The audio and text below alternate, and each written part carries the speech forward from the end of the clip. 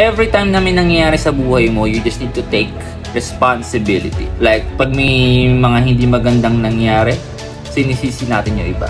So, lahat na nangyari sa buhay natin, kapatid, tayo naman may desisyon yan eh. Responsibility natin. Meron man ibang tao na nagiging part ng decision, but it doesn't mean they are the reason kung bakit ka nag-fail. They are the reason bakit nangyari yung isang bagay sa'yo.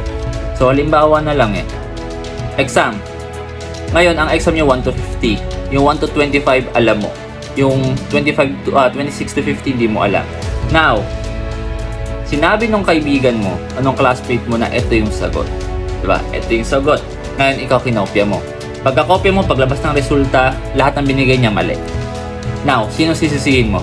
Most of the time, sisisihin mo yung nagpakopya, diba? Kasi kasalanan niya, ba't siya nagpakopya ng mali? Pero, if you will think deeply, unang-una, bakit ka kumopya? Desisyon mong kumopya, desisyon mong kopyahin siya. So, kung mali man yung nakopya mo, hindi niya kasalanan yung kasalanan mo yun. Kasi unang-una, ikaw nag-decide kumopya. Ikaw nag-decide na kunin yung sagot niya. So, it's not his or her fault, it's your fault.